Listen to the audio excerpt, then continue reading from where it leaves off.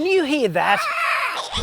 How authentic is this? We've come out into actual nature to test the new Stonic, and we've even driven off-road. 20 feet off-road, but hey. Anyway, new Stonic, is it the next big thing in microscopic SUVs, or just a Kia Rio with an elevated sense of self-importance? Let's find out.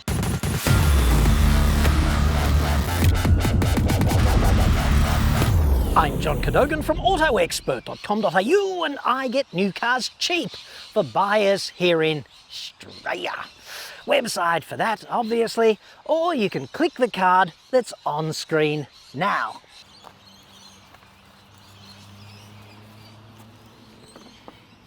Stonic is, of course, derived from Stonicius, who was the illegitimate son of Folliculus Prime, the ancient Greco-Roman god of body waxing and depilatory treatments of that nature, you know, god of Vete, etc. I'm sorry? Really? Are you certain?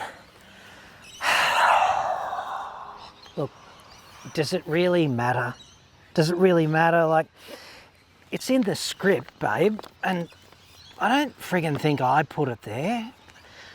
A lot of their SUV names are derived from mythology. I'm just saying, like friggin' Seltos, allegedly. Did you even bother fact-checking a single aspect of this script before you gave it to me? I thought so. Hey, what are you wearing? Really? I do like that one. Yeah. Keep up the good work then. Yeah, okay. Look, I gotta go. I love you too. Bye.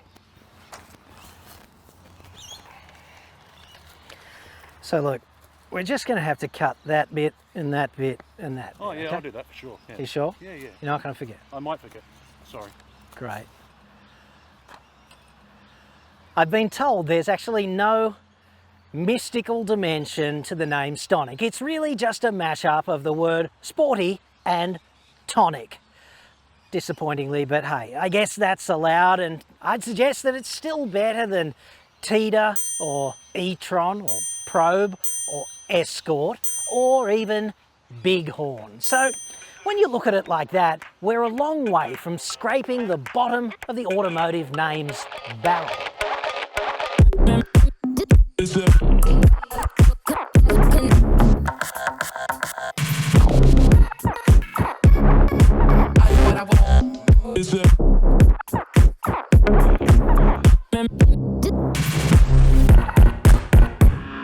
Let's get a few things straight, okay? A Kia Stonic is a Kia Rio, only with added roof rails, infinitesimally more luggage space, and 43 millimetres of additional ground clearance. Count them. And different hair and makeup, of course. This will cost you $5,500 extra, roughly. As far as the safety dudes at ANCAP were concerned, after an engineering analysis, which probably took them 30 seconds, including a coffee break, they decided Stonic was actually a variant of Rio. So the Stonic gets the Rio's 2017 5-star safety rating. No crash testing was required for this determination. Basically, they're the same vehicle. And we've seen this kind of cloning before with crossovers and cars. There's nothing wrong with it. It's just that you need to realise Stonic is Rio, just like Subaru XV is Impreza hatch. Of course, some manufacturers manage to do this without changing the name, like Toyota does with Yaris and Yaris Cross. Either way, bean counters within car makers, they jump at this kind of thing, mainly because the fundamental R&D is already in the can, amortised and paid for. You just jack the car up a bit, you give it marginally different styling, a bit of botox if you're lucky, you slap on a new badge, and there's a brand new SUV at a fraction of the cost of developing a standalone bespoke model. Don't get me wrong here, Stonic is an awesome styling exercise. It looks great, the proportions are spot on, and the front end came together particularly well in my epistemically subjective opinion, especially on the GT line, which you're predominantly looking at in this review. But with cars being the fashion statement they often are in the minds of many, there's all too frequently a line in the sand with the letters SUV on one side, the must-have side of the equation, and it is kind of non-negotiable to some people. So there's going to be people out there, and you might be intimate with one occasionally, for whom only an SUV will do. And this ultimatum will doubtless be delivered to you in some way, but probably not in the manner of the butler handing you a gilt-edged envelope. And for those people whom I would argue can't see the forest for the trees on this issue, Stonic will be a contender in the way that Rio won't. Stonic is priced and equipped, frankly, competitively against its peers, such as the Mazda CX-3 and big sister's Venue. You'll pay roughly like 10 grand more for a fully loaded CX-3. However, the Mazda's not a rip-off, okay? CX-3 delivers roughly 50% more power from its 2-litre 4-cylinder engine, and it has all-wheel drive and adaptive cruise at the top of the range, for example, both of which the Stonic lacks.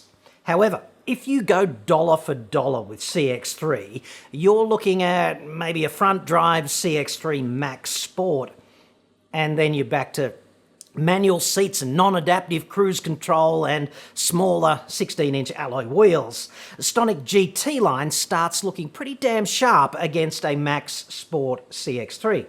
Hyundai Venue is closer to a direct Stonic competitor on spec and price. And like Stonic, Venue is front drive only, but even here, Venue will give you about 25% better power to weight ratio, which translates directly to straight line performance. So I guess there's your box set of 3 diminutive SUVs if you want to duck out and have a quick test drive today, comparatively.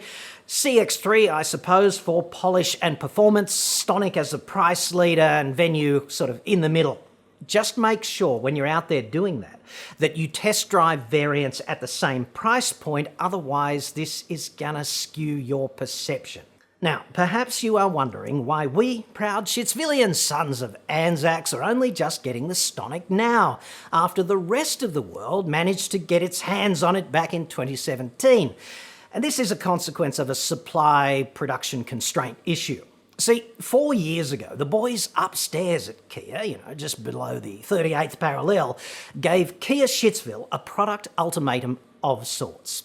I'm paraphrasing, but essentially they said, Seltos or Stonic, Australian dudes? Just pick one because you are not getting both. Kia Shitsville gives this due consideration, and then they go, well, since you put it like that, we're going to take the son of Hercules, if that's okay with you, but only if you can make it Greek Hercules, because we do not want that far more common Roman Hercules, like the one in the actual history books. I do love nature. So, Kia Shitsville took Seltos, and to be fair, the progeny of Greek Hercules has been a real winner for them/us. Seltos is a great contender if you want the next sized SUV up from Stonic, especially that 1.6 turbo, which goes like a friggin' cut cat and about which I am unreservedly enthusiastic. Like, Seltos murders a Subaru XV in a straight line in a fair fight. And frankly, it's the kind of murder where the crime seed dude is looking around at a friggin' Pro Heart masterpiece all over the walls and on the floor, obviously, but only painted in hemoglobin. And I suppose if you want an SUV somewhere between Seltos and Stonic, you best try the Kona over at House of Big Sister. It's gonna be the one with the same cat-lacerating 1.6 turbo powertrain, which is awesome, and therefore it's pretty friggin' handy with the knife too, in my view, and a facelift is due any moment now, so you could hang around and get the new look one, or perhaps score yourself a bit of a bargain on the run out. Anyway, today, of course, Stonic's supply has eased up happily, and the 37.9th parallel prohibition on Stonic for we Shitsvillians has been happily reversed. And here we all are, caught up 4 years late, but at least all present and accounted for now, with Stonic rolling out into Kia dealerships across our wide brown land. Yes! And I think we all know why it's really brown.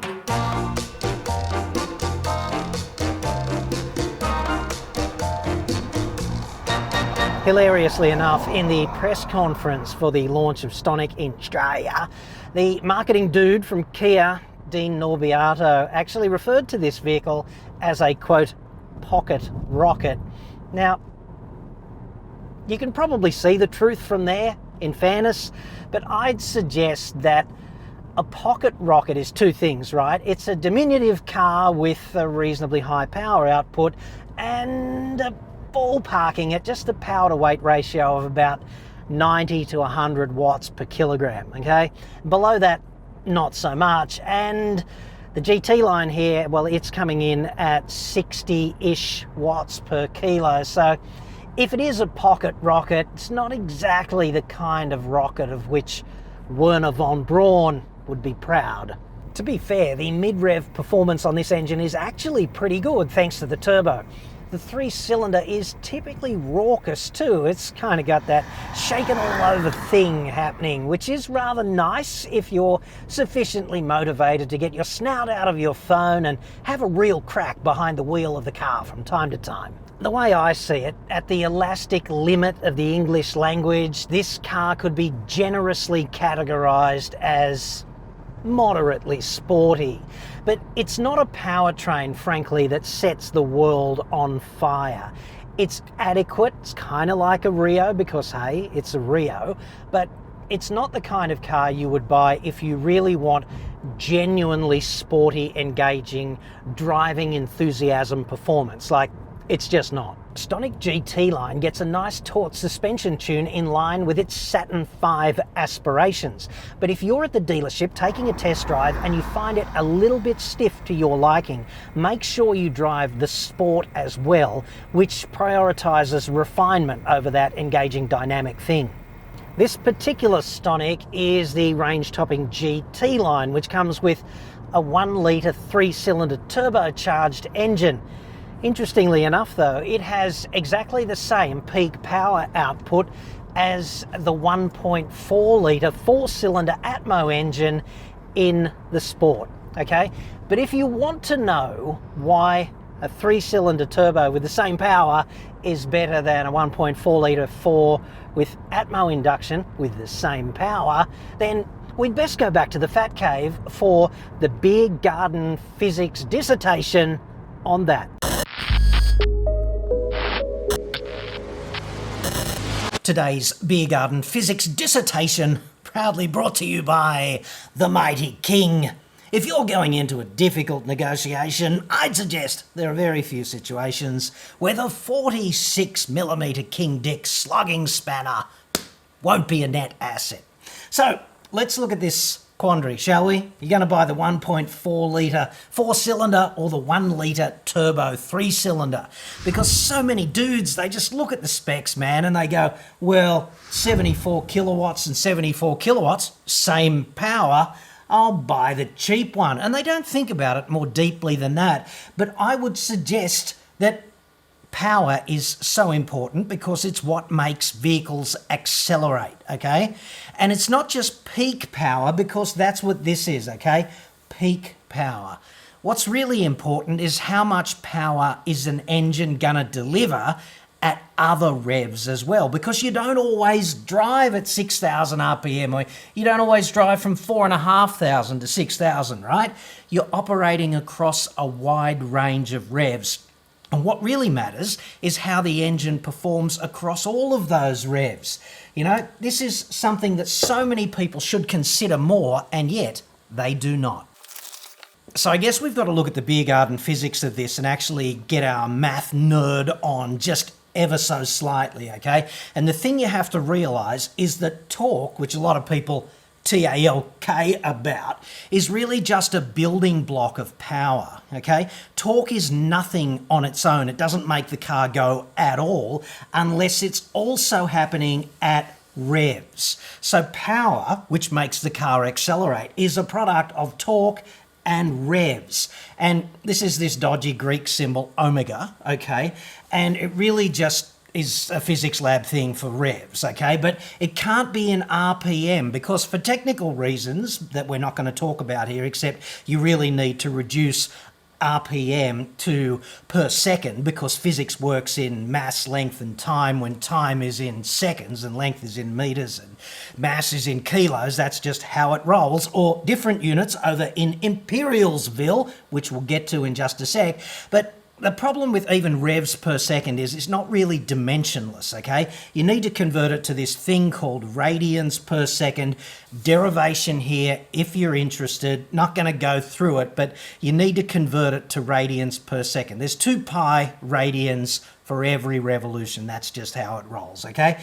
And when you do this derivation, which you need not bother yourself with, you need to know that if you're working in kilowatts and newton meters, the relationship is this. So power equals torque times RPM divided by 9,549, get it right, if you're working in kilowatts and newton meters. And that has to be in newton meters, and this will be in kilowatts if you use 9,500 broadly, okay? If you're working in imperial units, you want to use feet pound and you want to use, horsepower, then it's just a different number down the bottom to accommodate all those different variables, the different units, basically. It's 5,252. All you need to do, it's the same derivation, but you just have to realise that 1 horsepower is 550 foot-pounds per second, okay? And a lot of people always bail me up on this in the comments. They say it's pounds-feet, not foot-pounds.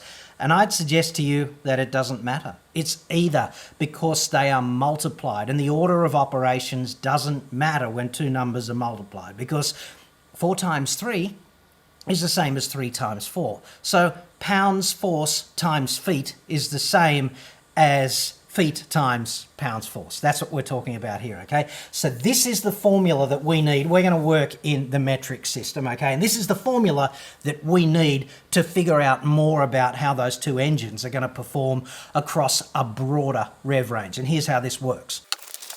So we've got these data, okay? We've got the peak power in both cases, and we've got the peak torque in both cases. They're the numbers that Kia tells us about these engines, okay? And if we work out what the power is at 133 newton meters and 4,000 RPM, it's 55 kilowatts at 4,000 RPM. So the 1.4 cylinder, the 1.4 litre 4-cylinder is delivering 55 kilowatts at 4,000 RPM, and then as the revs climb to 6,000, the power also climbs to 74 kilowatts, all right?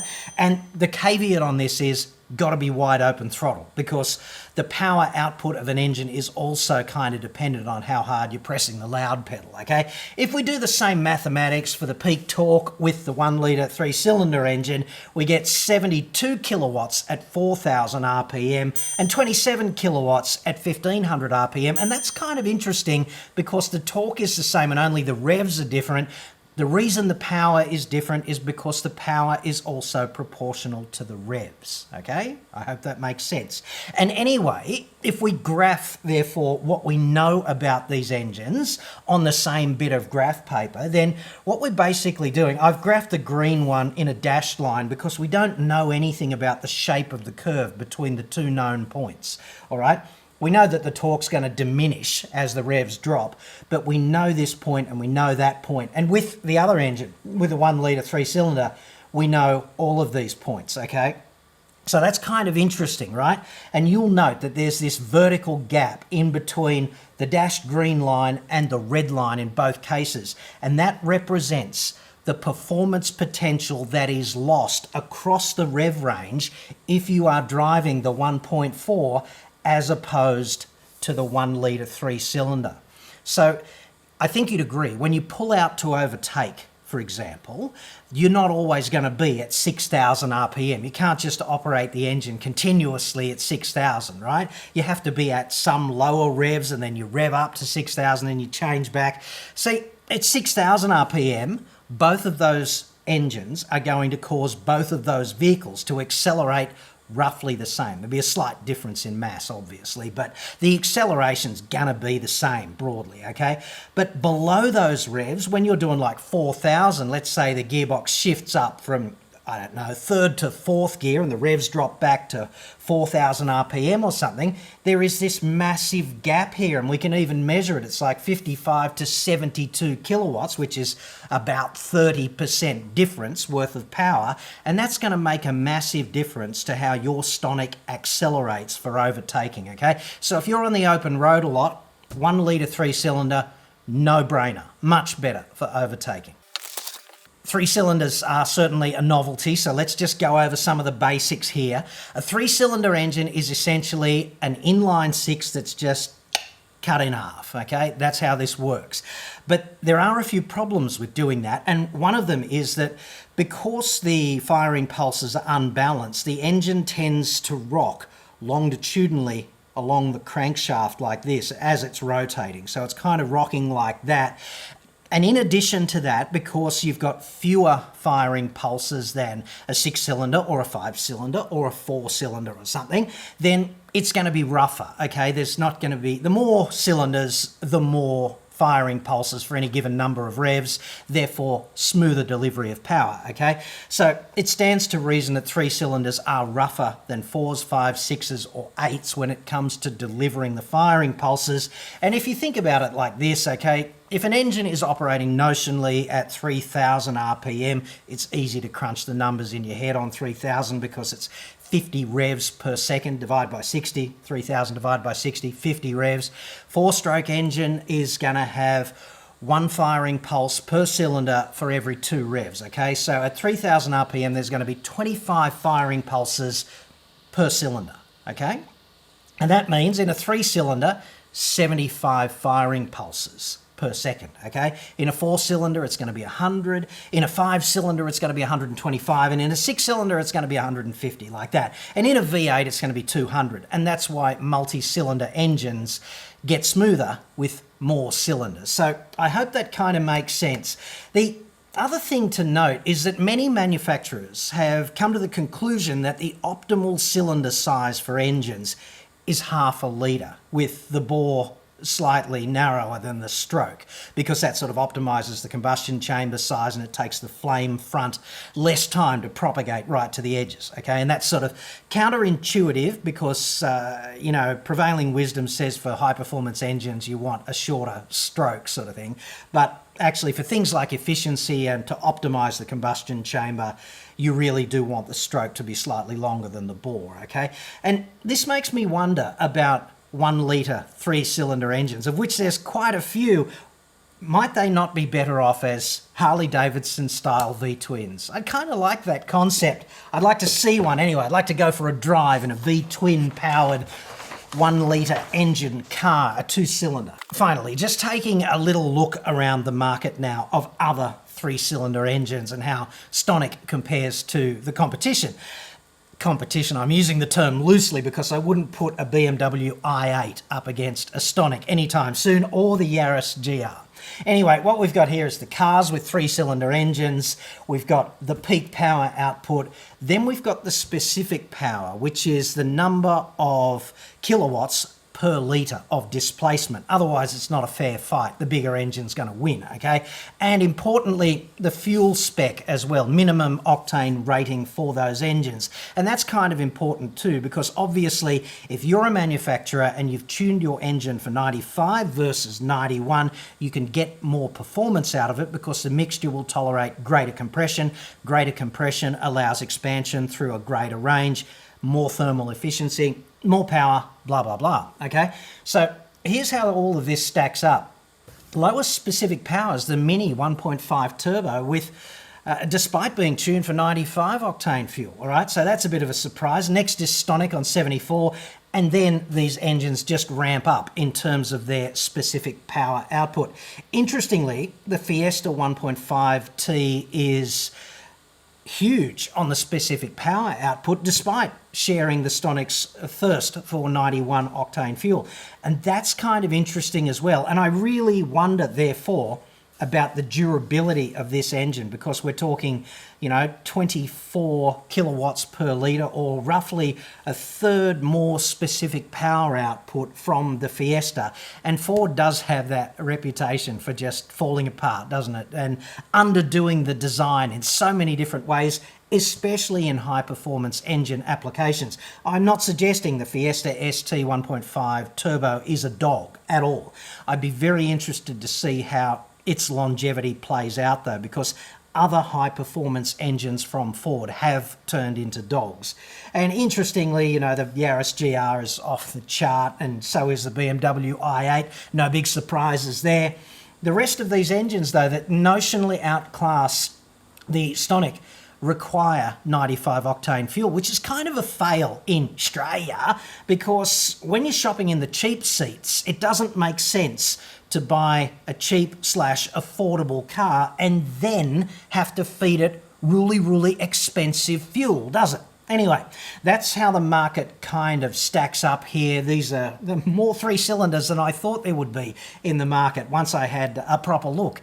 And I really do want to see that V-twin 1 litre turbocharged Stonic, get your motor running, head out on the highway.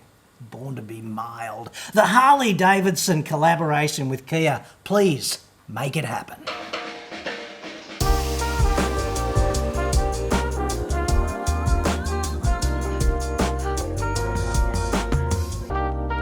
The 7-speed dual-clutch transmission in the GT line is quite engaging too, if you choose to drive this car as if searching for its pocket rocket potential.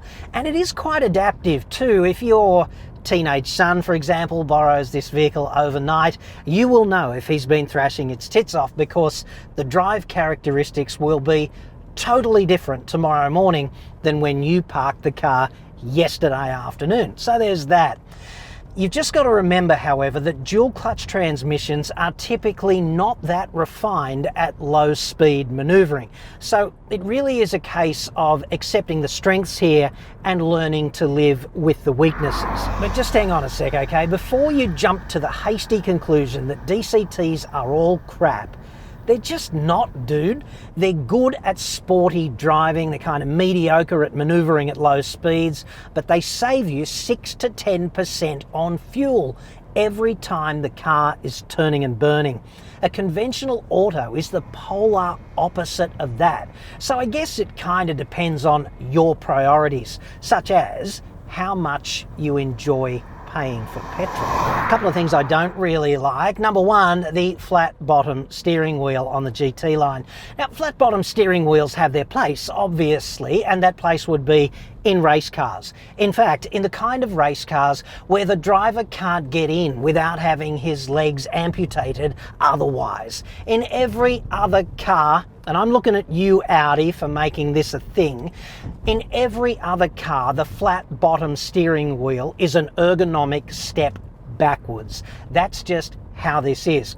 And another thing we should really dwell on momentarily is, although they've done quite a nice job with the infotainment system generally, what I would say about that is that they've managed to put a right-hand drive vehicle together with a left-hand drive optimized screen, because when you're sitting here on the right-hand side of the car driving the damn car and you want to reach for the home screen, you have to reach as far away as possible to the top left-hand corner, which is of course the optimal position for left-hand drive. And I have to ask myself, how difficult would it actually be to write, half a dozen different lines of code in the OS for the infotainment screen to just move those buttons around and have left-hand drive and right-hand drive optimized versions of the infotainment screen, thereby not alienating the small proportion of the world, including Australia, which chooses to drive on this side of the damn car. And finally, one of the things that has worked out just fine with this car is Kia Australia's local bespoke tune of the suspension for our crap roads. That's worked out really well because this car is actually a delight to throw around on a piece of twisty road. The chassis is just stiff enough to be responsive without being too harsh in the bump absorption domain. So 13 points out of a possible 10 for that. And thankfully, this is one of the few things that COVID has not gotten itself in the way of. Even missed the bump and the beep. Yes! That beeping, squawking, wheel-grabbing, alleged safety crap. What a complete pain in the arse. And this is on all modern cars, not just the Stonic. Just for clarification, okay?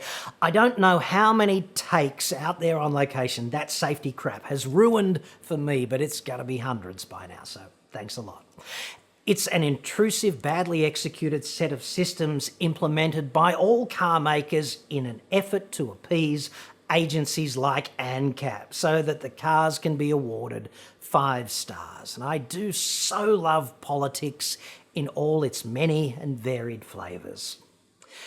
And you thought it was there just to save your life, right? Well, I'd suggest if that were the case, it would be implemented quite differently. It just would. Talk to any psychologist specialising in human factors for design. After a week driving the Stonic GT line, and I do hate to shatter the illusion here, but when you've been doing this for 3 decades or something, the vast majority of your time driving loan cars from manufacturers is just the same boring crap driving as everyone else. A to B in traffic, dudes, like, Jesus. That's not actually driving in my view, it's just wasting your life in a car. But it's how people actually use cars, and assessing them like that is kind of important, right? And while the suspension tune on the Stonic GT line is just Goldilocks for me, and I do love that about that car, I really do think they could have done much better with the powertrain, because to me, it's simply not refined enough. It surges all over the place, and the operant characteristics of the dual-clutch transmission seem to feed back into the 3-cylinder and vice versa in a quite inopportune way. The engine showcases the worst features of the transmission, in my opinion, and the transmission returns the favour, sadly. Like, DCTs are great when they can predict the future with some certainty, like out on the open road or when you're just gunning it off the mark. They're really good at that. They select the right next gear and they shift brilliantly at generally exactly the right time. But in traffic, the future is not so clear-cut or easy to predict, and they get wrong-footed pretty easily. And this engine, which is hardly a torque monster, has quite the hard time making up the difference in a refined way, frankly.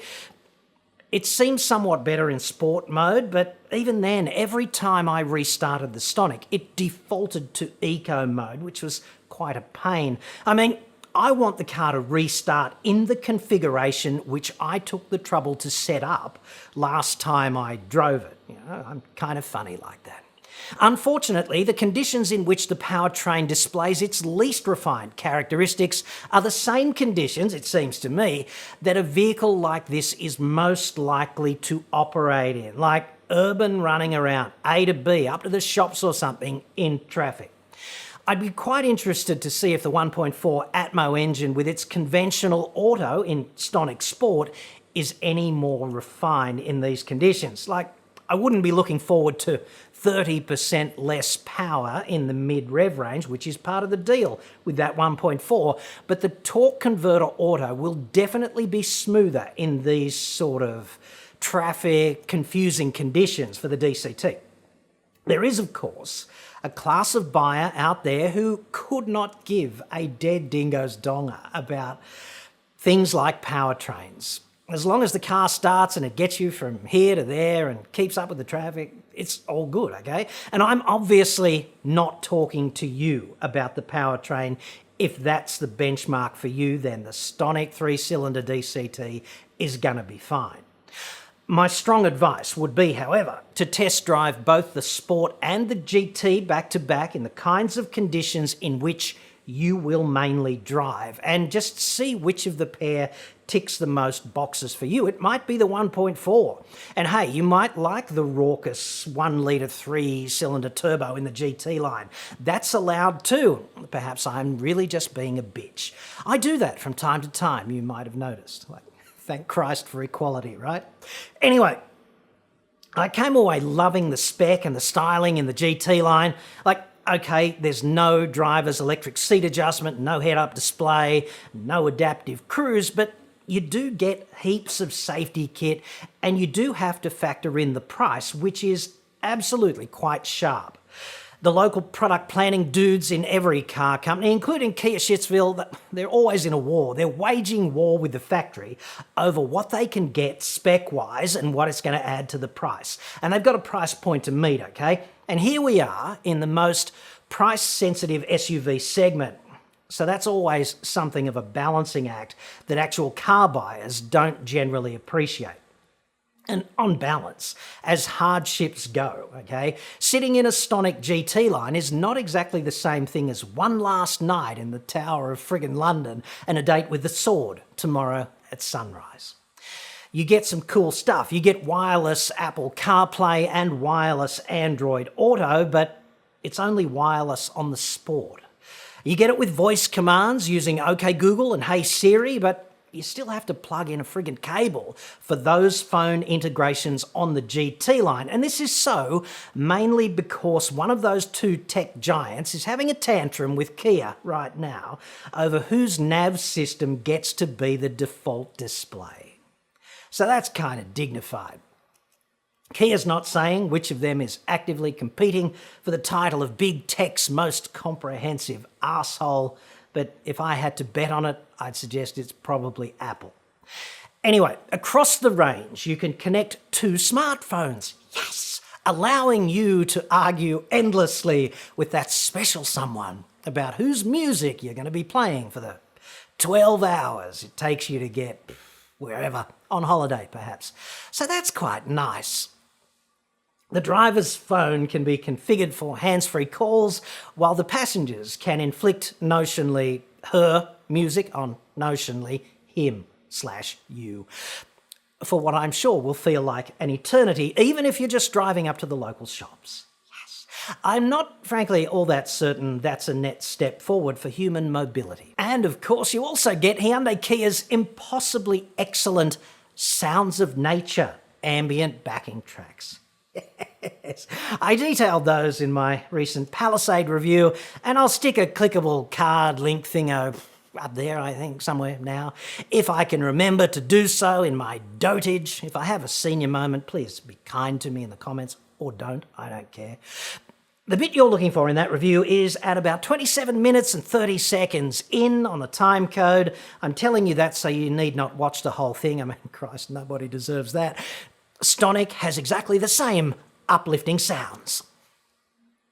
Whoever thinks this is a good idea, in my view, should be hung, drawn and quartered. And I hasten to add I'm speaking metaphorically. We don't actually do that kind of thing anymore as a society. Like, I don't know, we'd probably just give them counselling for a few weeks now.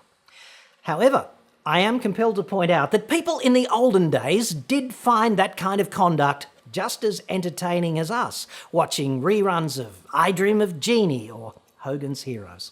So there's that. Frankly, I have a far more serious problem with Stonic, and I've been wrestling with it for about a week now, so if you can, you might as well chime in and help me out with it. To date, it's been just the Ming Moles and me in a kiddie's inflatable pool full of aeroplane jelly, wrestling with this issue endlessly. Like, all part of the job, dude. No extra charge for that. There's no doubt that a Stonic is cooler than a Rio, right? At least to some people, okay? But what do I say to the dude or dudette who emails me in a flap and says, I'm thinking about buying a Stonic, what do you recommend? And I even posed this question to Damien Meredith, the Chief Operating Officer of Kia in Australia. And I go like, Damo, dude, someone asked me that. How else might I respond but with, buy a Rio, dude, like same vehicle, $5,500 cheaper. What do I say?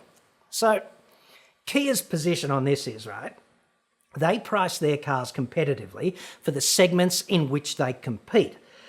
And I would retort, yeah, dudes, that's true, you do. Among micro SUVs, including the CX-3 and the Venue, Stonic is quite competitive on spec and price. However, to me, out here in the cheap seats on that increasingly distant parallel world where people make decisions based on facts, so quaint, it just makes better sense to buy a Rio, doesn't it? Unless you desperately need that 40 millimetres of extra ground clearance. Got a particularly rough driveway, maybe you've got a driveway with a big hump in it or something, that might make sense. But at the same time, if that's not you, I cannot actually see where the extra $5,500 goes, okay? Stepping from a Rio to a Stonic. Like, it's a 25%-ish price hike.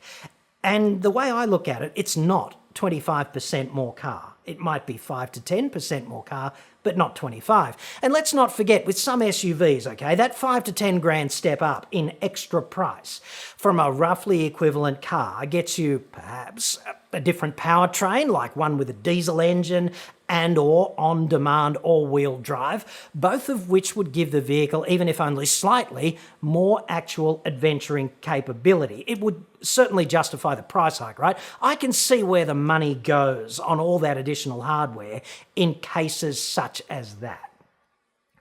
But these kinds of upgrades are not part of the deal when the Rio emerges from its cocoon, grabs the nearest mirror, and sees a Stonic staring back at itself, right? So I'm still kind of struggling with the price, and I guess my message to you, therefore, is to at least consider a Rio if you have Stonic on your shortlist. Like $5,500 does buy one rather a lot of weed and hot tub time, hypothetically speaking.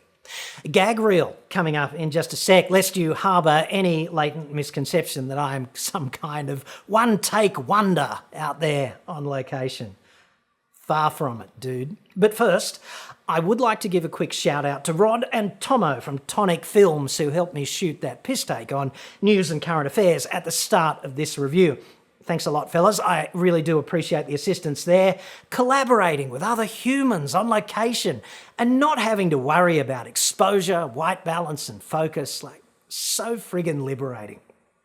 The Tonic dudes also shot the epic B-roll you've been watching for this review. tonicfilms.tv for more information on them. And now, entertainingly, here's me royally screwing it up in front of witnesses such as Rod and Tomo, and now also in front of you. Stonic is, of course, derived from Stanicius, who was the illegitimate son of the illegitimate son of